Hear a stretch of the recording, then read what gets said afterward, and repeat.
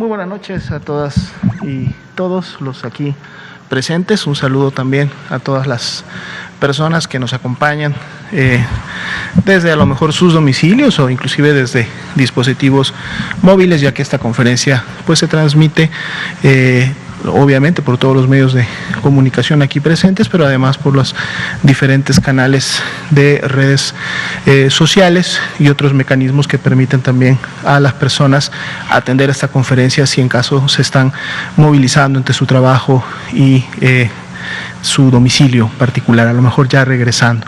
Es miércoles 3 de febrero, estamos aquí en la Ciudad de México, específicamente en Palacio Nacional, que es de donde se transmiten todas las noches esta conferencia en relación al comportamiento de la COVID-19 en México.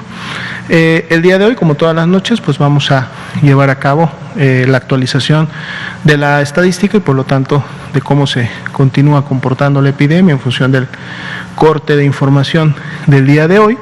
Vamos a también actualizar los datos relacionados a la política nacional de vacunación, que a través de la campaña operativa pues continúa avanzando en relación a la aplicación de la vacuna contra el virus SARS-CoV-2, precisamente para prevenir la enfermedad de COVID-19. En unos momentos más, de seguro nos estará ya acompañando el subsecretario de Prevención y Promoción de la Salud, el doctor Hugo López-Gatell, quien precisamente abordará estos puntos. Entonces, bueno, vamos a iniciar con la primera parte como de costumbre. Vamos a pararnos y movilizarnos hacia esta esquina de la pantalla. Si nos permiten la primera, muchas gracias. Bien, aquí tenemos actualizadas nuestras dos curvas diarias que estamos todos los días actualizando en función a la información más reciente. En la primera curva, que es la de color azul, que está hasta en la parte superior, están distribuidas estas 2.082.399 personas que en base al sistema oficial de notificación, que es el SISBER, se dan como casos estimados de COVID-19. Estamos hablando de casos que se estarían ya confirmando y que en base a la información que tenemos en el sistema, pues podríamos ya decir que tienen COVID-19, más allá de que estamos utilizando obviamente para el proceso de estimación porcentajes de positividad que estamos aplicando a las personas que todavía no tienen un resultado ya emitido o les falta terminar o completar el proceso de clasificación epidemiológica. De este gran grupo de personas, de más de 2.082.000, el 4%, es decir, 80.941, son las que han iniciado con signos y síntomas en las últimas 2 semanas, por lo cual conforman la epidemia activa. Y hemos visto cómo este porcentaje precisamente se ha estado moviendo para efectos del comportamiento epidémico en los últimos meses, justo entre un 4 y un 6%, algunas semanas llega a ser el 6%, esta semana está en un 4% y normalmente vemos que este porcentaje disminuye precisamente cuando empezamos a tener un comportamiento que, como vemos en las últimas 2 semanas, empieza a ser descendente en función a comportamiento de semanas previas.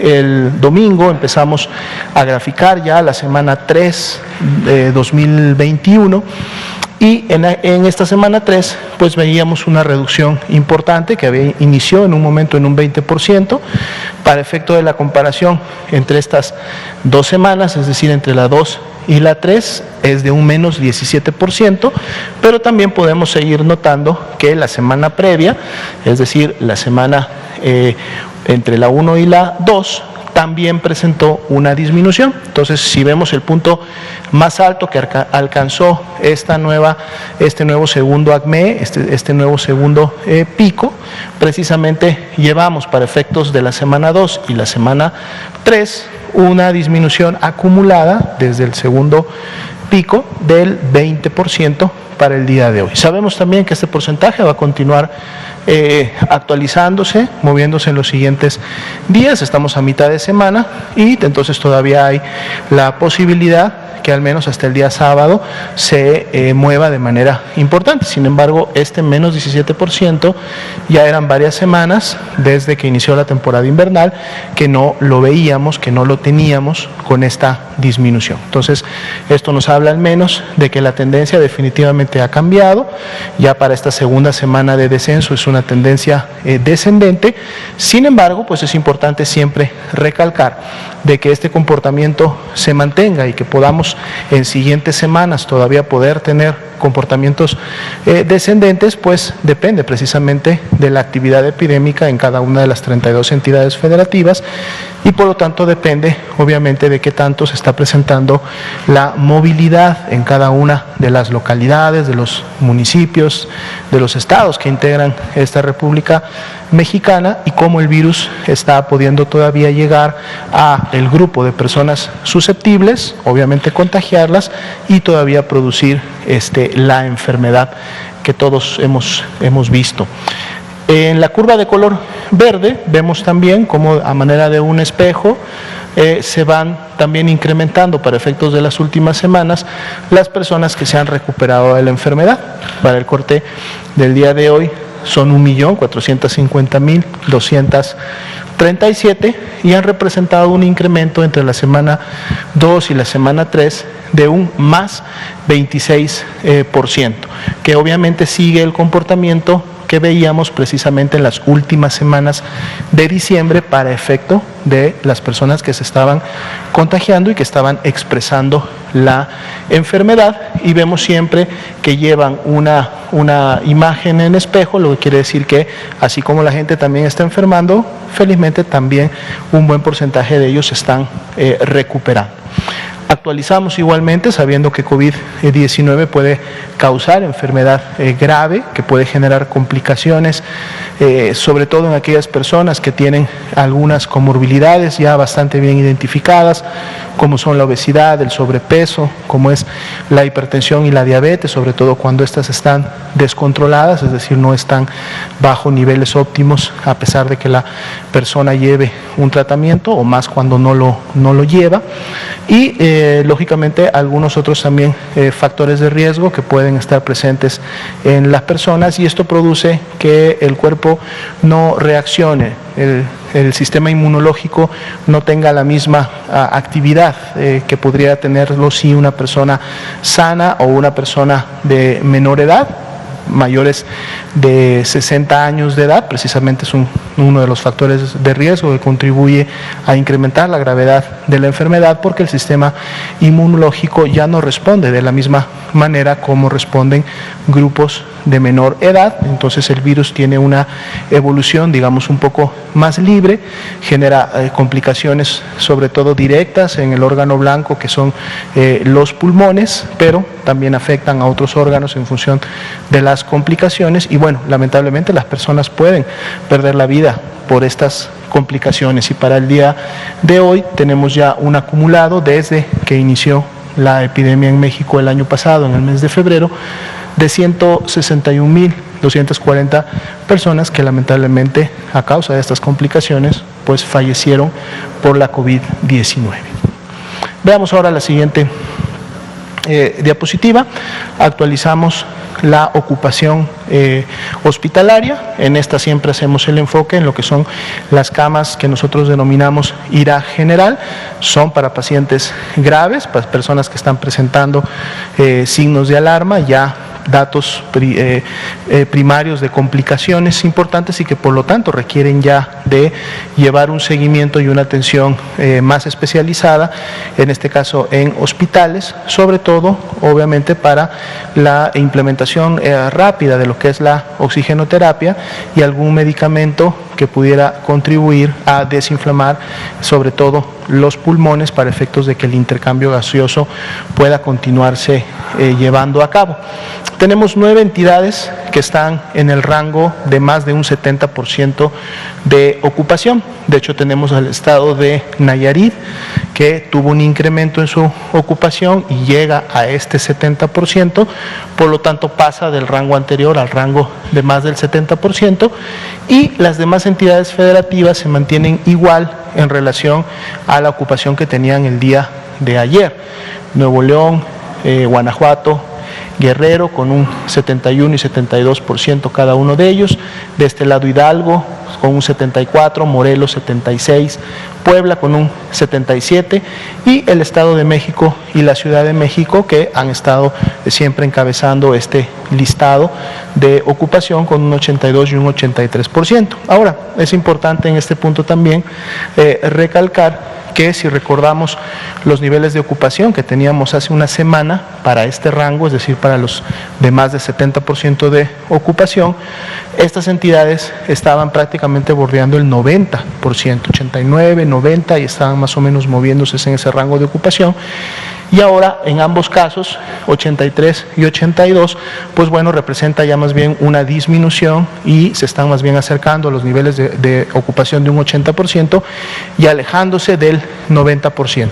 Y esto es obviamente congruente con lo que también se ha estado informando en los últimos días de esta disminución, todavía inicial, todavía no importante o de gran magnitud, pero sí al menos una estabilización y una disminución que se está observando en estas entidades en función de la demanda hospitalaria, es decir, las personas que están acudiendo a los hospitales para la atención. Y bueno, lo que esperamos es que en la medida que la curva de contagios, es decir, la carga de enfermedad, las personas que se están infectando y enfermando continúe disminuyendo, esperando que esto pudiera ocurrir también en siguientes semanas, entonces también vemos como un efecto que normalmente dura o demora entre 2 y 3 semanas, que también disminuya la carga hospitalaria y en esa misma temporalidad se pueda también esperar una disminución de la mortalidad. Pero reiteramos, esto es posible solo si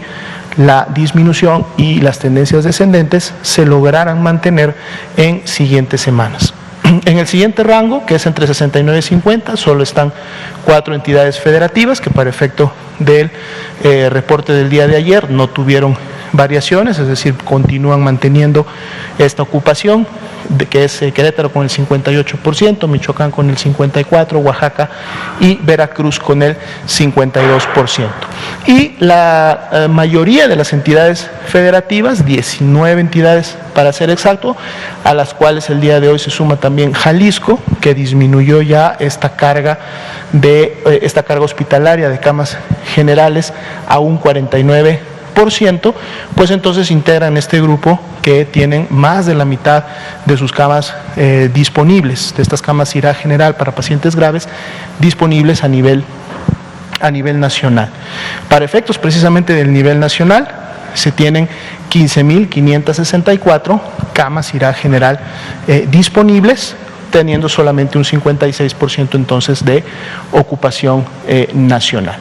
Si vemos la siguiente diapositiva, enfocamos la información ahora a las camas críticas, aquellas que tienen un ventilador para efectos de los pacientes que así lo requieren, son los pacientes con las mayores complicaciones y donde ya se está presentando obviamente una falla pulmonar y deben de ser asistidos para poder mantener el intercambio gaseoso tan necesario que se produce.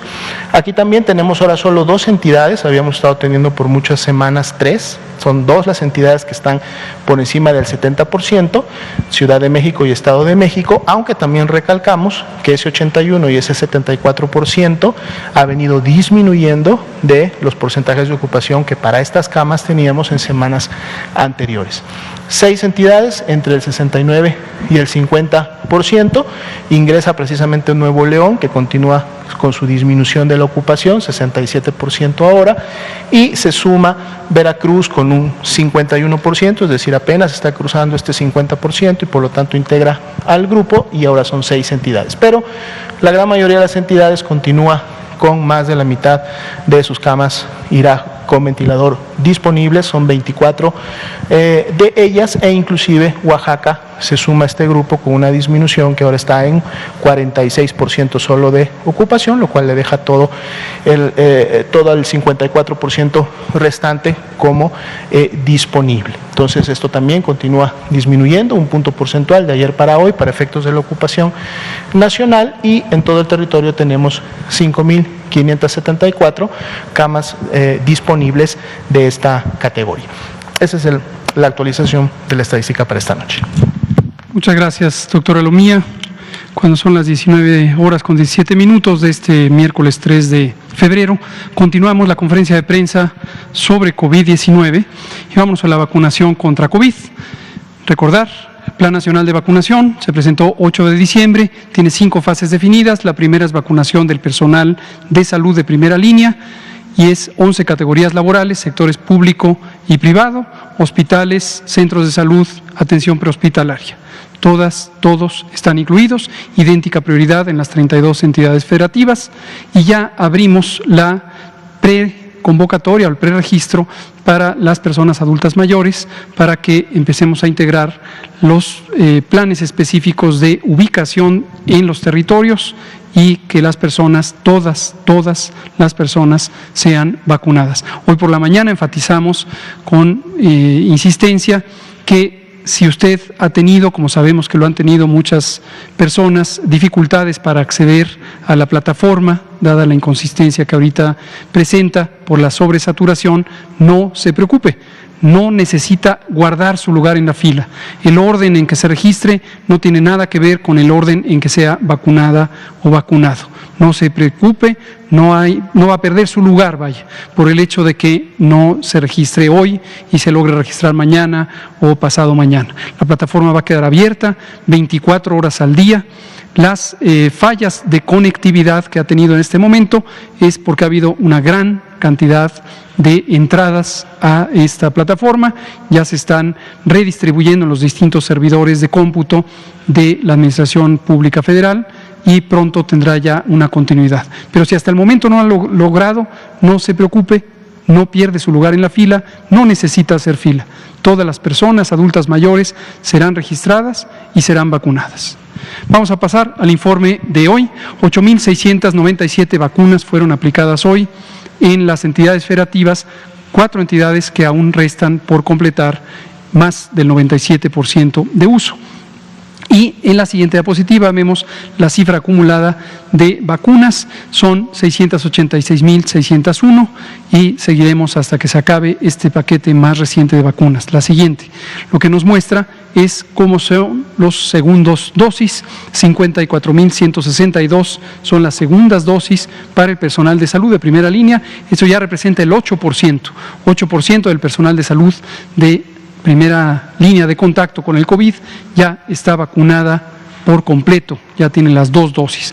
El resto, estas 615,381, ya tienen la primera dosis y ya se están acercando a los días número 21 posteriores a la aplicación y pronto les va a tocar su segunda dosis. La meta es que al final todas estas estén acopladas con segundas dosis y esto luzca completamente en color rojo porque se cubra los esquemas completos.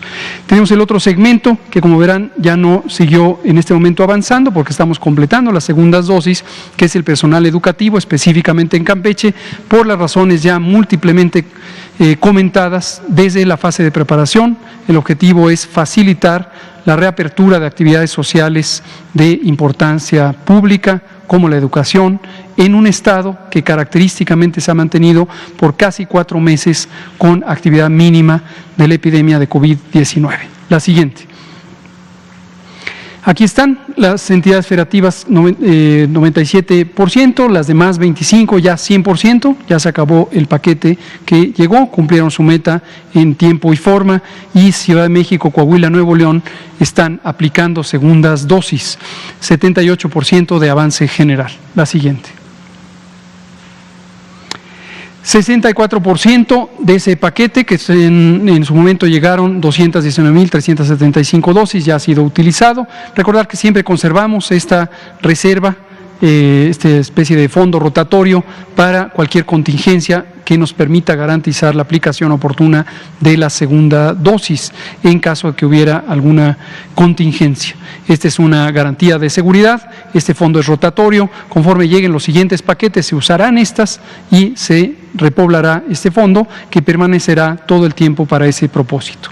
766,350 son las dosis que han llegado, este número evidentemente no ha variado a lo largo de la semana. Recordar que, como lo anunciamos en tiempo real, la compañía Pfizer anunció un recorte en los tiempos de producción para todo el mundo. Que quede claro, no es la cantidad que nos va a llegar es al final 34.4 millones de dosis.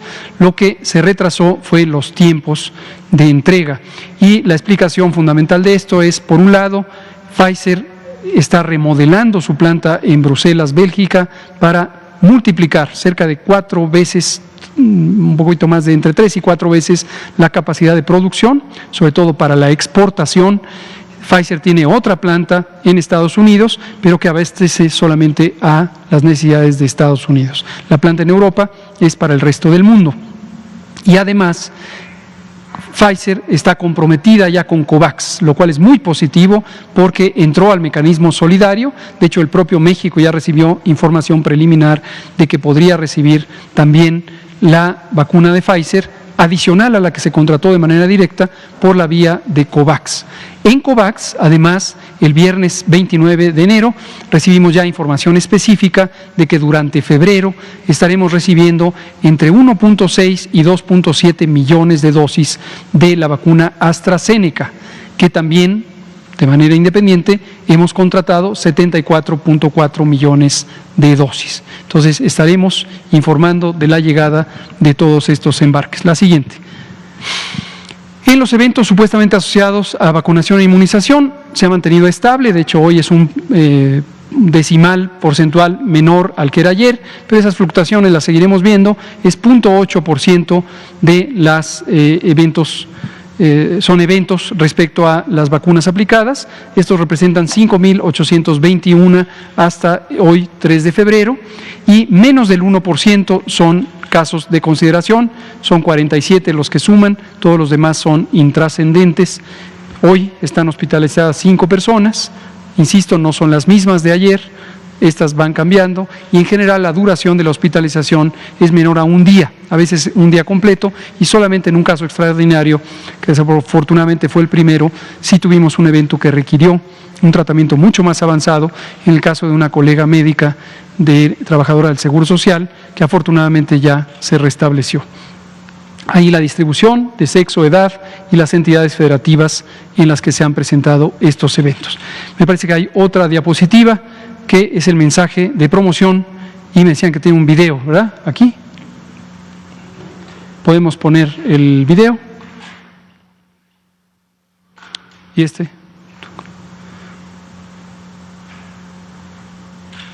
Véanlo, son las recomendaciones que ha dado todos los países del mundo, la Organización Mundial de la Salud y desde luego también el Gobierno de México. Que no se nos olvide, comentábamos esta mañana con entusiasmo que hay algunas señales tempranas, ciertamente tempranas, y hay que verlas con cautela, como lo enfatizamos esta mañana, pero alentadoras de que tenemos ya un periodo de reducción de la epidemia. Abrimos la semana de información, que es la semana 3, en este momento estamos viviendo la semana 5 del año, con una reducción de 20%, y a lo largo de los primeros 2 días de la semana, lunes y martes, esta 20% solo se contrajo a el 19%. Y 4% de los casos son los casos activos, y también, como se ha mostrado, la hospitalización ya no sigue aumentando. Y también el otro dato importante es el que resulta mucho más esperanzador, y es que se redujo la mortalidad. Llegamos a tener máximos de mortalidad diaria muy lamentables, de cerca de 1.200 pérdidas de vidas por día, y en este momento estamos teniendo en promedio 460 o 465 por día, es decir, es una reducción sustancial, más del 60%, y eso es importante tenerlo presente cuando apreciamos cuál es la intensidad de la epidemia. Sin embargo, estas medidas de precaución hay que seguirlas y estar conscientes que la epidemia no se ha acabado, y que en tanto siga la epidemia activa en el resto del mundo, estas medidas serán necesarias. ¿Quién es responsable? Aquí a veces se pregunta, ¿quién es el responsable? Todos. Cada persona es responsable de cumplir estas medidas. Son las mismas recomendaciones que se dan en todo el mundo, son las que están disponibles. Además de, afortunadamente ya, el mecanismo de protección específica que representan las vacunas. Pero estas deben seguir vigentes. ¿Quién más es responsable? los gobiernos de los estados, son autoridad sanitaria. Las decisiones administrativas de que se cierren los restaurantes, los hoteles, los gimnasios, los parques, las empresas no esenciales, son responsabilidades estatales y también es responsabilidad de los gobiernos municipales porque los espacios públicos, parques, jardines, incluso los cementerios, son responsabilidad de los municipios. Entonces los gobiernos municipales también tienen que jugar un papel crucial. Pero en general toda la sociedad, porque si estas medidas no se cumplen, por más que estén dichas una y otra y otra y otra y otra vez, y que estén en guías técnicas y que conformen parte de una estrategia nacional, si no se cumplen, pues no se logra su propósito.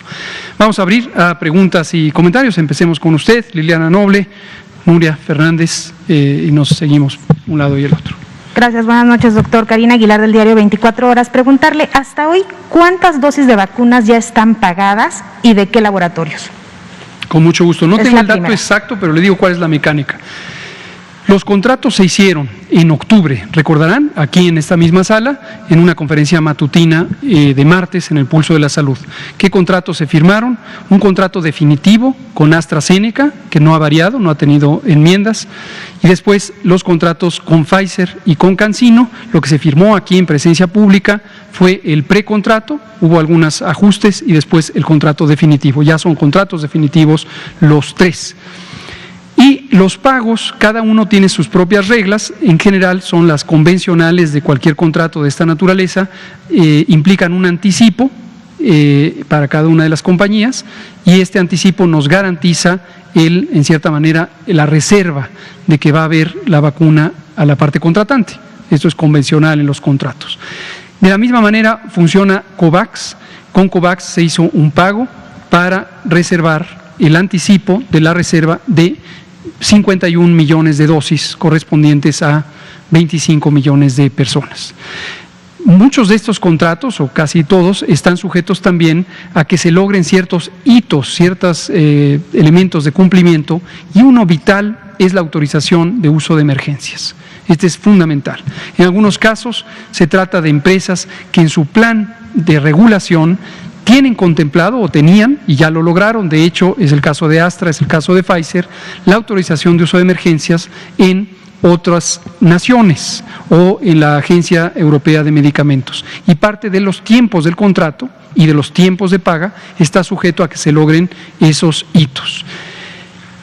Ya le dije Astra, Pfizer, CanSino y COVAX. Ahora le digo Sputnik V. Sputnik V, se firmó el contrato por parte del doctor Alcocer. Ayer, como conocimos y lo comentamos nuevamente con mucho gusto hoy por la mañana, COFEPRIS otorgó la autorización de uso de emergencias. El contrato debió ser acoplado al tiempo en que salió la autorización, de modo que lo que se mandó a Rusia finalmente es el contrato ya actualizado a la fecha de 3 de febrero, se mandó en horas de la madrugada. Y todavía hubo una última ronda de enmiendas que hizo Rusia. Hace unos pocos par de horas recibimos ya la nueva enmienda y esperemos que el doctor Alcocer nuevamente firme la versión enmendada. Respecto al pago, aún no hemos pagado nada y aún no estamos propiamente sujetos a la obligación de pago, pero estamos deseosos que nos manden ya la factura para poder hacer el anticipo que corresponda de acuerdo con el contrato. ¿Pagos totales ninguno? No, esto no se paga. Todo eso es a través de los contratos. Sí, por entrega. Sí. Es lo que está estipulado en los contratos. Ahora, por otro lado, doctor, ¿cuál es la prevalencia del adenovirus 5 en la población mexicana?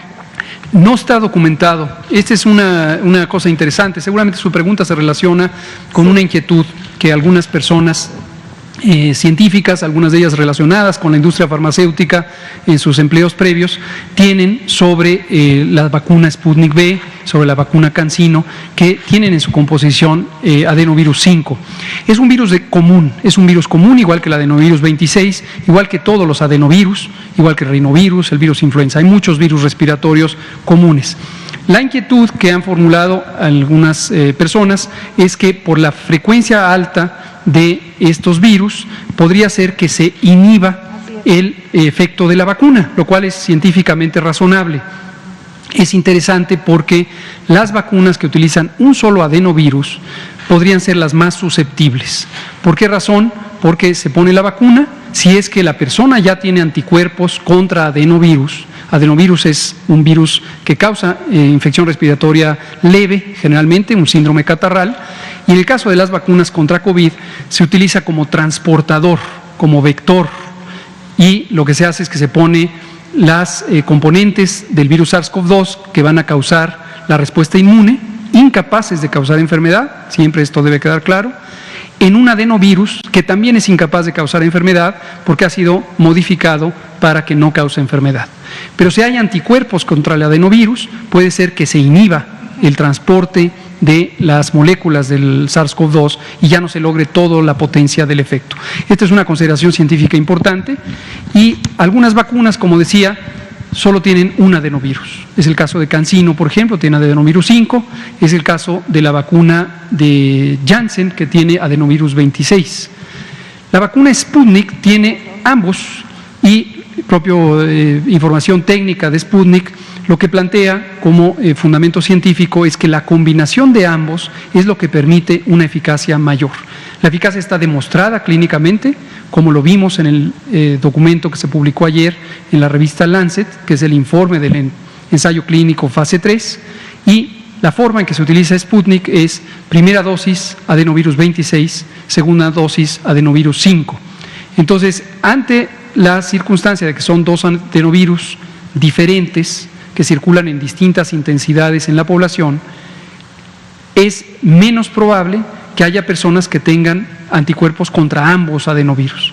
Y el efecto neto es el que se ve en el ensayo clínico, que la eficacia es de 91.6%. Aunque solo haya sido probado en Moscú con rusos.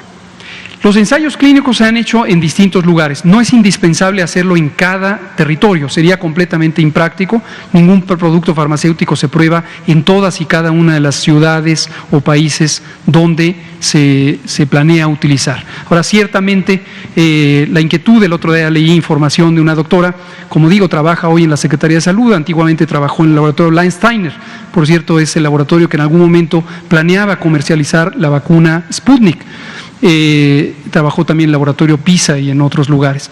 Y el planteamiento que hace me parece científicamente razonable, sin embargo, algunos de los supuestos parecen anticiparse a la realidad y no están fundamentados. Y habría que ver, desde luego, la diferencia entre eficacia y efectividad desde el punto de vista técnico es precisamente la diferencia entre un ambiente controlado y un ambiente real. Hay múltiples factores para cualquier intervención de salud o producto farmacéutico que pueden hacer que se diferencie en términos de magnitud una y otra. Doctor, sobre el tema de la página para el preregistro de los adultos mayores, ante esta saturación, pues los adultos mayores se notan, y nos lo han hecho saber en redes sociales y demás, se notan muy preocupados porque no están pudiendo accesar, y también los familiares, ¿no? Entonces, en ese sentido, ¿cuál es el mensaje que usted les manda para que sepan que van a ser prioridad en este esquema de vacunación y quienes no tengan internet que también estén tranquilos en este sentido? Estén tranquilos, lo dijimos ayer en la noche, lo dijimos hoy por la mañana, lo volvemos a decir en este momento. Todas y todos los adultos mayores van a ser vacunados. No necesitan reservar su lugar en la fila.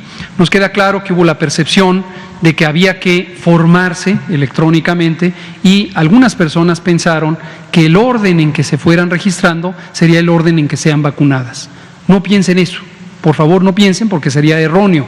No tiene nada que ver el orden en que aparezcan en el tiempo de registro con el orden en que sean vacunadas. Las personas serán vacunadas de acuerdo al plan de cobertura, ya hemos dicho públicamente, empezaremos con las zonas rurales dispersas, en donde vive 3 millones de personas y planeamos con las brigadas Correcaminos cubrir esa población en una semana.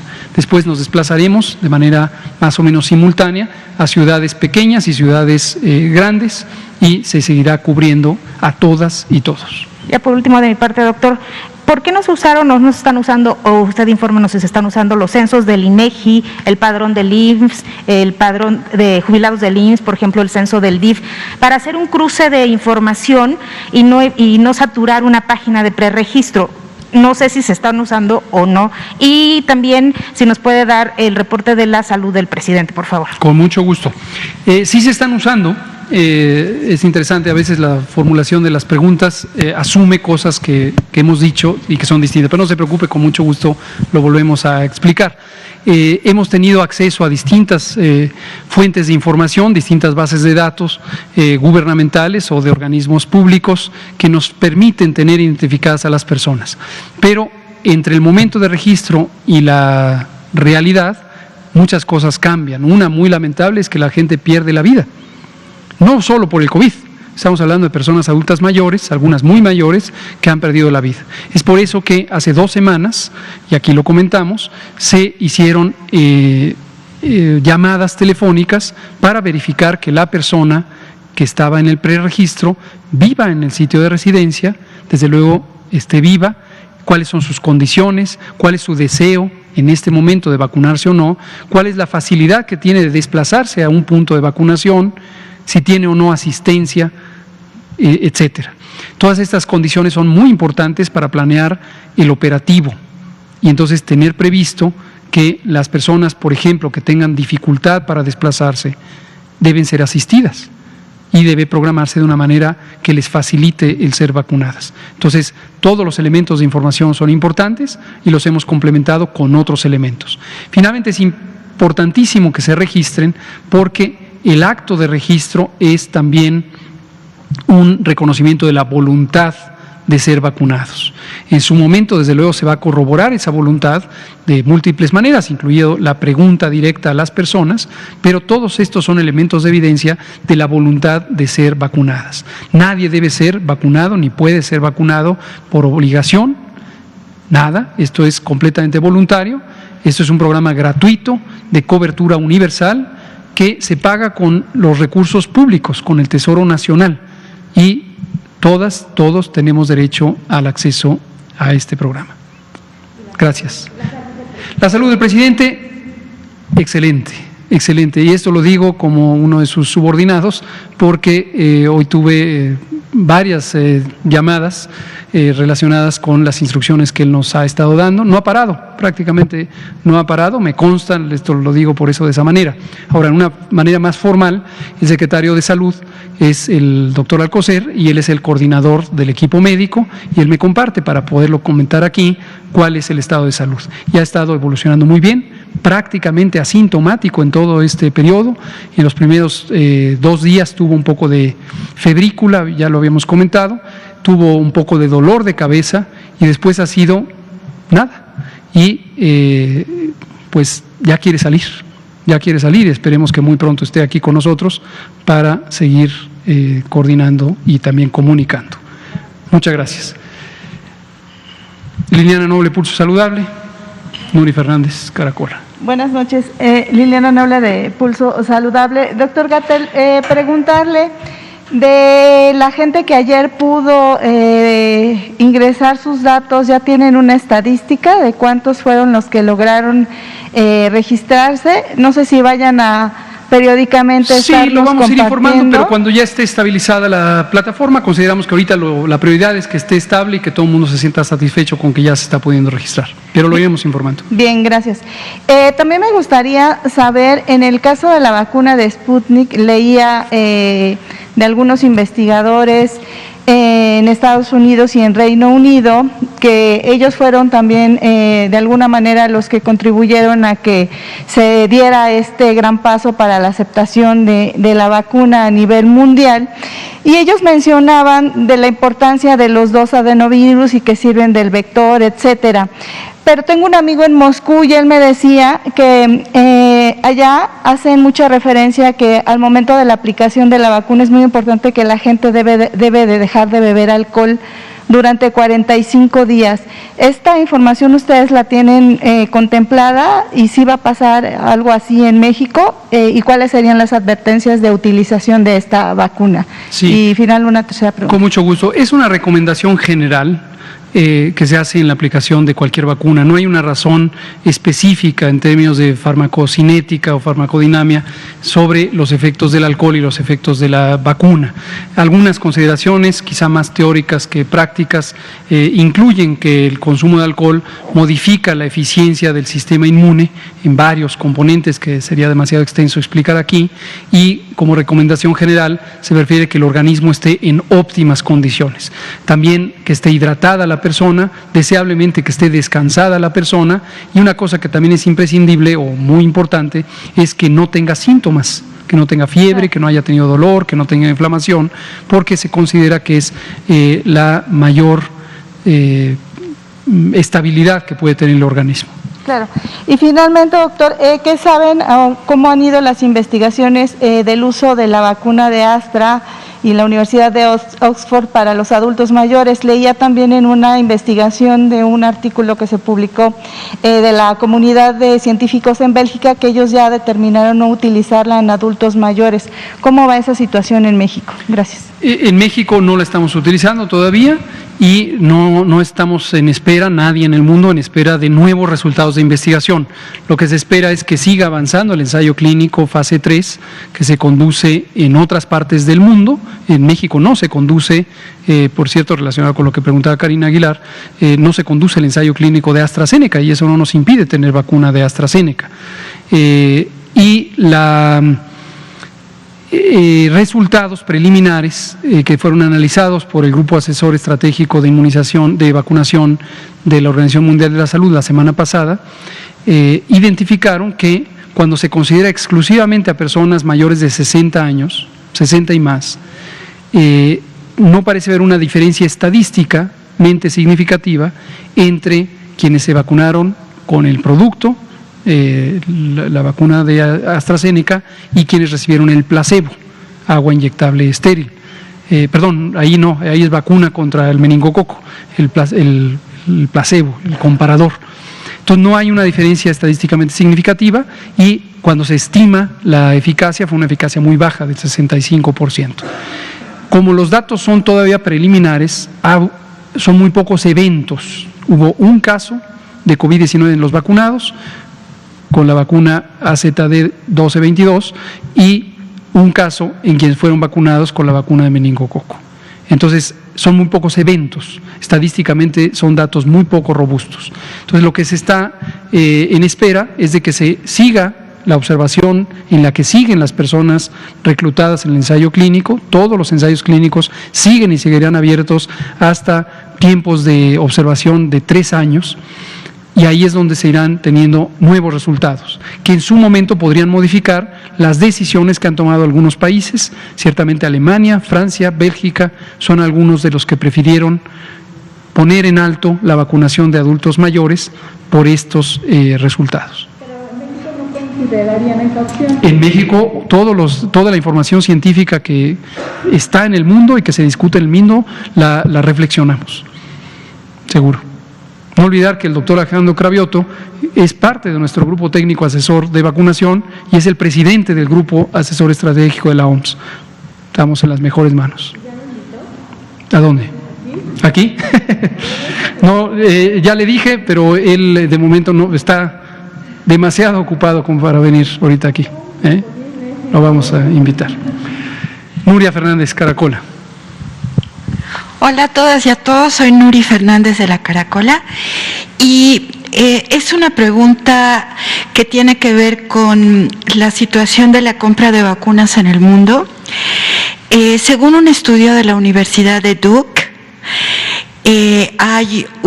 me imagino que no es un acaparamiento ya de la vacuna misma porque no se ha producido, pero sí en términos de los contratos. De manera que los países más ricos ya han contratado 6.500 millones de vacunas y en particular Canadá, por ejemplo, contrató vacunas suficientes para vacunar 5 veces a toda su población, Estados Unidos 3 veces, si no me equivoco, o 4, Israel también 4 veces, Chile también.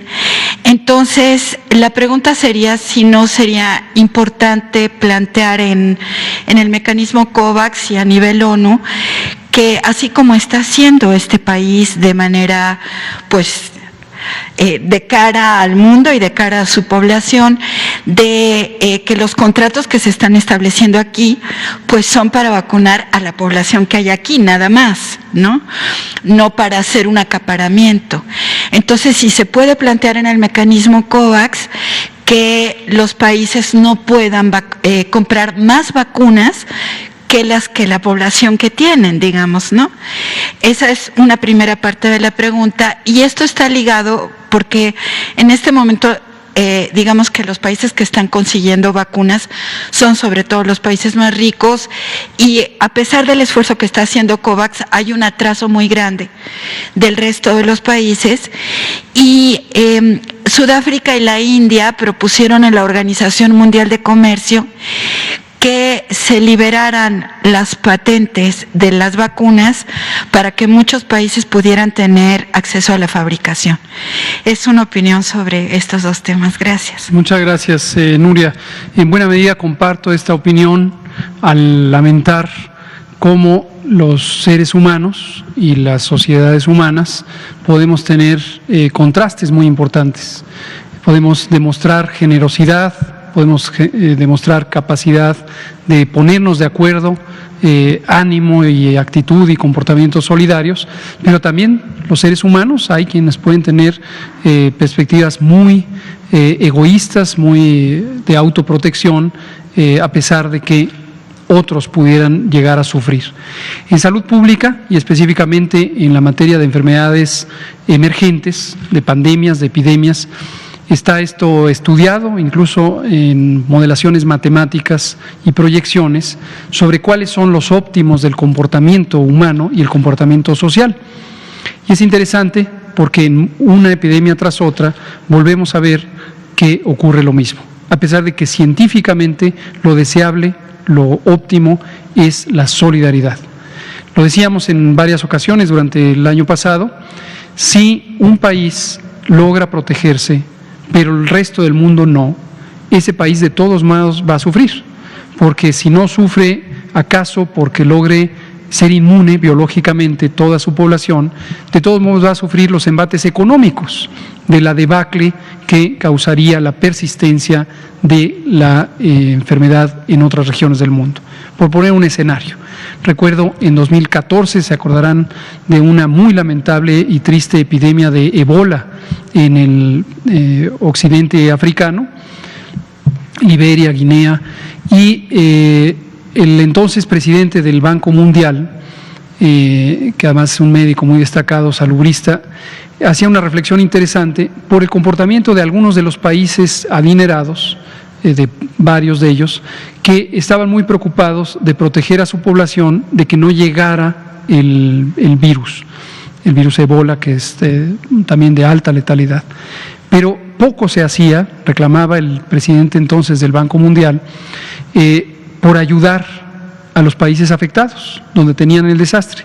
Y usaba una metáfora que me parece que es elocuente, que decía, es como si estamos en la situación de un incendio y lo que hacemos es poner trapos mojados en la puerta de la casa para evitar que se vaya a meter el incendio a la casa. Entonces, justamente es eso. Si tenemos una reflexión reposada, podemos darnos cuenta que los comportamientos egoístas tienden a ser menos eficientes en la capacidad de protección como especie, como seres humanos. Y también a eso se refería el doctor Tedros Ghebreyesus, el director de la OMS, hace unos pocos días o semanas, cuando decía que es una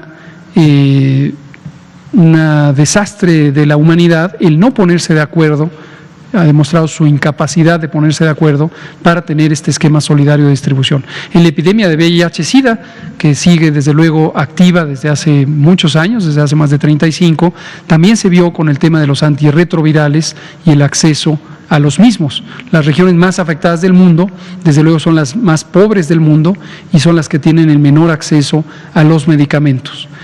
El deseo de hacer lucro a partir de la tragedia, desafortunadamente, es parte de la realidad humana y social. Muchas gracias.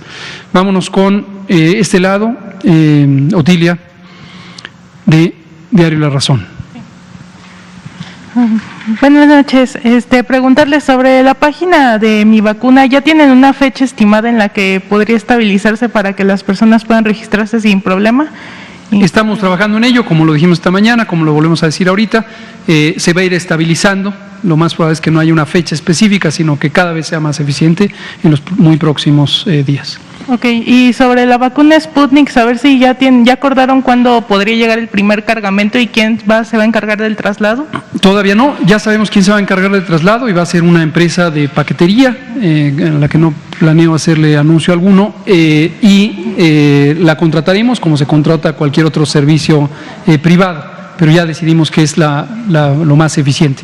La fecha específica la estaremos platicando con el Fondo Ruso de Inversión Directa una vez que ya quede completamente firmado el contrato. Gracias. Muchas gracias.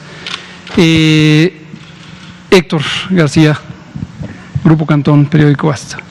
Subsecretario, rápido.